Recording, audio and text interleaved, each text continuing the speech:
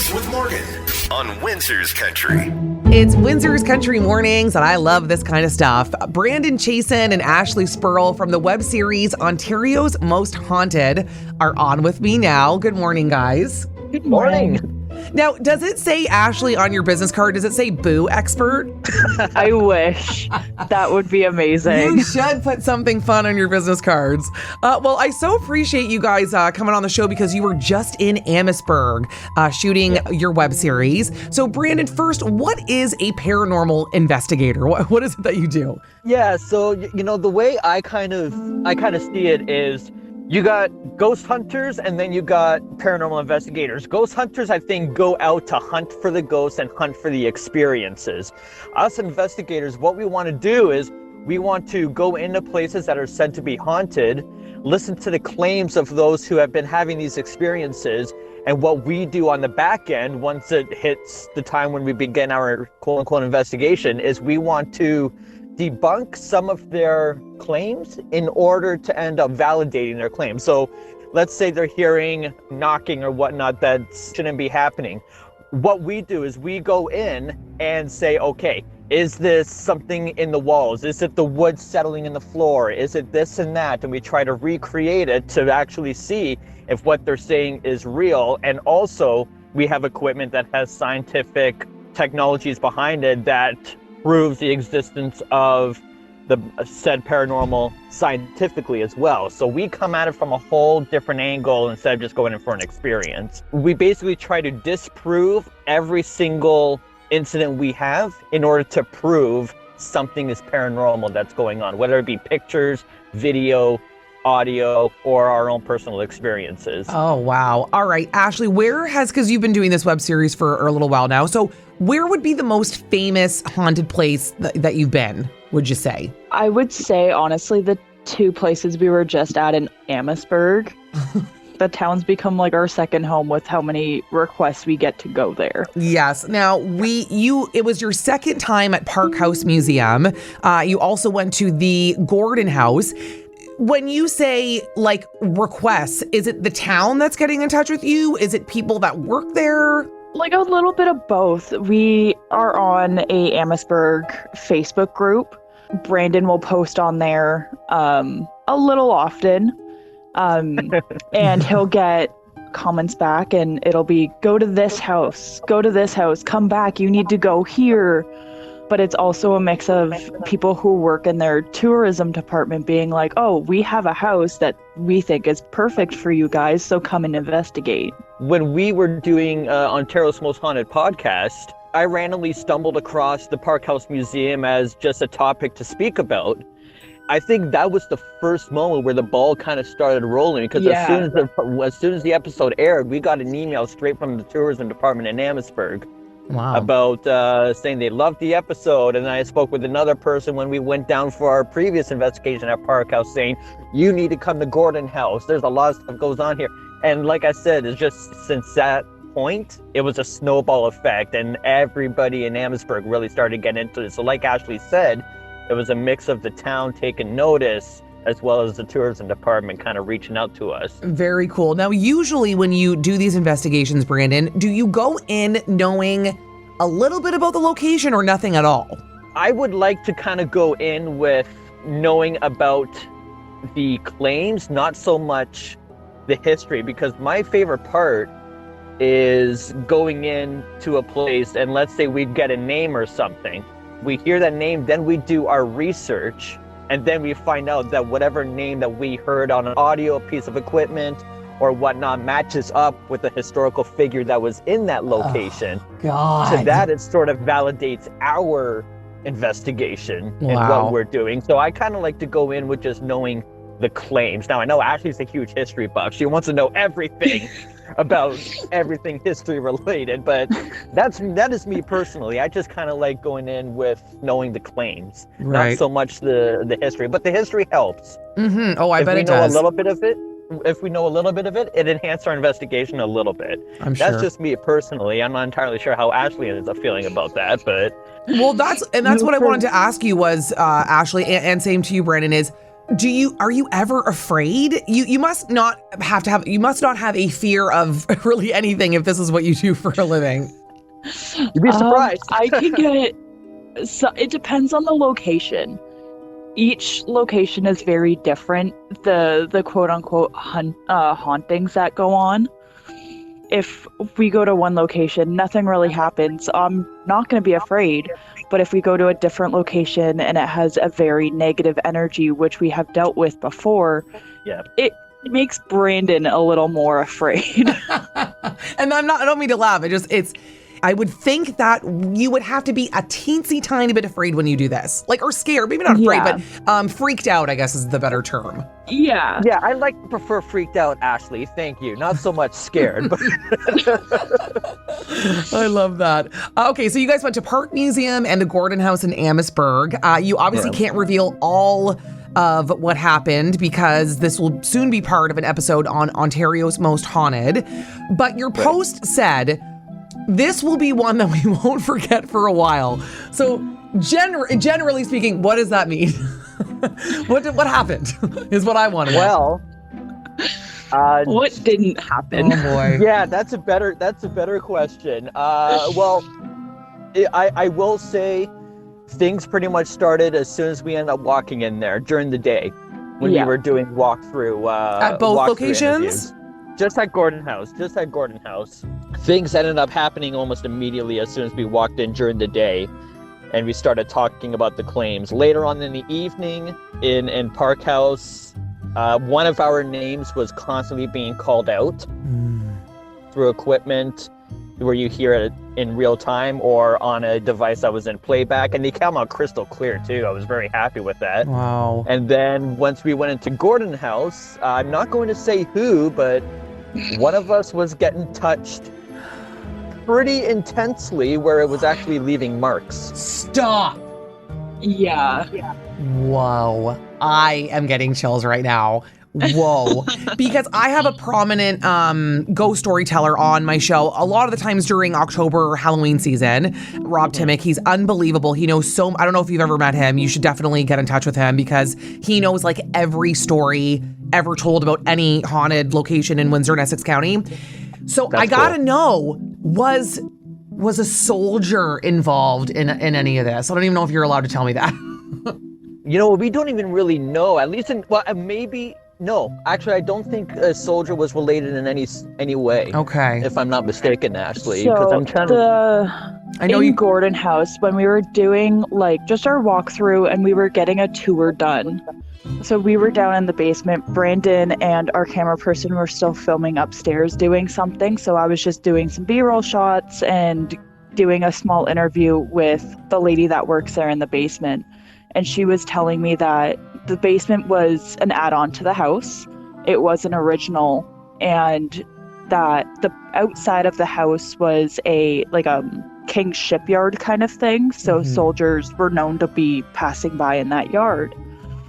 And she asked me if, because like the soldiers would come into the house and then just pop out like as spirits, if that has anything to do with it. And I was like, well, if they're popping in and out, it could be because many reasons. It could have been something here before that they were coming into. And then you have the claims going on upstairs. So they could be feeding off of each other. And that's why they're still coming back. Oh my gosh. So you're telling me that you have marks on your arm and you're not losing your mind. Yeah. You guys are a strange bunch, but I love it. So, okay. More so Ashley, I think. Yeah, wow. And again, we obviously know the rich history of Amherstburg, and we've, a lot of us have heard these stories before, so this is going to be very cool to hear this episode. Can you maybe, Ashley, give me an example of how you know that you're inside an active location? Like, what are you looking at? What are you hearing? Like, you're mentioning obviously hearing names being called out, but is it equipment like going off or? Most of the time it is equipment, but I am what Brandon loves to call me as a conduit. So I have, like, in his words, a gift to hear things. And sometimes I have the ability to see things as well. So either names will come through on our equipment. For an example, like we have the SB7 spirit box. So that will sweep through radio frequencies and create a white noise. And you can't hear any radio stations, like no voices come through from that. The white noise creates enough energy for spirits to talk through. So we'll get names come up on that. We'll get answers like, yes, no, we want you to leave. Stuff like that come through. Or, and Brandon can testify to this, they'll come over to me and they'll say it. They'll tell me something and then it's, okay, we have to go check this out right away. Wow, that's really cool. We've had that happen before, and I do want to clarify my term for conduit. The way I explain Ashley is she is, if you think of like a lightning rod, like lightning will attract to her because that's a conductor of electricity or whatnot. It gravitates to that, and it flows throughly. Because of what we have experienced, I think it uses a lot of Ashley's energy like a conductor in order to end up strengthening its own energy to make us experience its presences a lot more. So like Ashley said, when she's around somewhere, it's easier for her to pick up things, but it gives us more experiences while we're in there, literally just because they're pulling off of Ashley's energy a lot of the time. So that's kind of where I get that term conduit from when it comes to her. And to be honest, I mean, like, more and more we do these, I don't think I'm being proven wrong yet, because we're getting a lot of stuff. Not been proven wrong. Wow. No, we're getting a lot of stuff because of her. So thank you, Ashley. Wow. You're welcome. Okay, so the show is called Ontario's Most Haunted. You can listen to it. It's on YouTube as well, correct, guys? Yes. Yeah. The videos are on YouTube. We also have a podcast called Ontario's Most Haunted Podcast, which we should probably start recording more often now on. Yeah, we should. And that's available on Spotify, Google Podcasts, and iTunes as well. So when will we be able to catch these episodes out in Amherstburg? Ooh, it's going to be a little while. I think I got 2 or 3 episodes still on the go that I've got to edit. Yeah. So it will be closer to mid or end of summer is when we'll see the first episode. And I believe the one for Amherstburg will probably be in around September. So almost in time for Halloween is when I'm ballparking. Oh, love it. So and is there a website? We're building a website. We're getting to a website where you guys can end up finding more information on it. It's currently in production. But you could also end up checking our Facebook page where we post a lot of our stuff. Just end up looking up official OMH on Facebook. And it'll be the first thing that ends up coming up, where we pretty much give everybody sneak peeks about what's going on. Love that. Awesome. Well, great. It sounds like you guys are just kind of getting going here with the podcast, the website, and I certainly I'm happy to promote it. So that's awesome. Again, it's Brandon. Thank you so much. Oh, of course. We love all this kind of stuff. Like I said, Halloween is like a big deal on Windsor's Country. We, like I said, it's like ghost stories every week, it almost seems. So you not only have been to Amherstburg, but you have a story about Texas Road.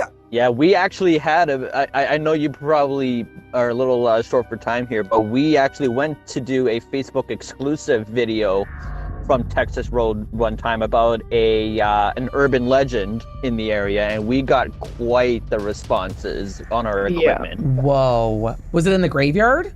No, but we did drive by there. Ashley really wants to go to that. Of course I do. But no, the one, there's a little trail that leads up to the graveyard from the road, and then there's like a little dilapidated, overgrown bridge. Now there was a rumor going around that a bus had years and years ago carrying kids had gone over on the bridge, and children died because it was so cold at this time, where it was like hypothermia and drowning and a bunch of that stuff. So I'm like, okay, let's just test it out. Let's see if there's any legitimacy to this. And we broke open the spirit box. There were legitimate answers that were coming to us. A lot of them were child voices, which was creepy, but it was also validating. And then the craziest thing is, of course, there's no electricity in that area whatsoever. And Ashley said, would it help if we ended up holding our hands out to you to kind of bring them out of the water or whatnot? Ashley said that I feel somebody holding my hand, and I put our K2 meter, which detects electromagnetic fields, and this thing was lighting up hard in her hand. Oh my! How? Which- How is this your that's job, on- that guys? is How is this your job? Oh God, I couldn't even You know imagine. what? If you love what you do, it's not a job. Right. So I've heard that for like somebody that does accounting. You know? Oh, Right. oh, well, that you know is what? freaky. Maybe if you're down for this, Morgan. Never. I already know what you're gonna ask. I'm never going with you guys anywhere. Are you sure? That I would never be able to make it out of your car. Honestly. All right.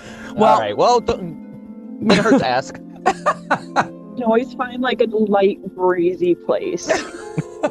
What's light and breezy in the ghost world, you know, in the underworld? Cemeteries. Okay.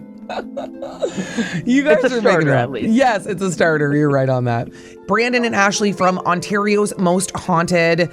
Thanks, guys, for coming on the show. I really appreciate it. No, thank you for having us. Thank you. Thank you so much for inviting us too. So does things scare you like that are the opposite of ghosts? Like Ashley, does like a kid's like first birthday party just freak you right out?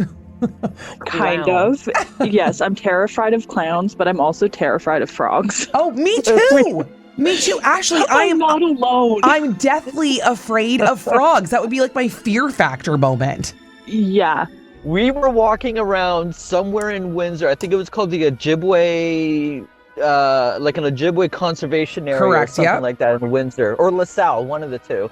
You know, we were having a fun experience. We were like feeding birds right out of our hand. They would Mhm. land on us. My mom and stepdad kind of brought us to this place because they live in Amherstburg. So we're walking around and we're seeing little baby chipmunks. We're seeing fish. We're seeing turtles. And Ashley hears a bullfrog going off. Well, she starts cringing. Oh yeah. She has no idea where it is. It's far away, but she can hear it, and she's freaking out. I, like, ran.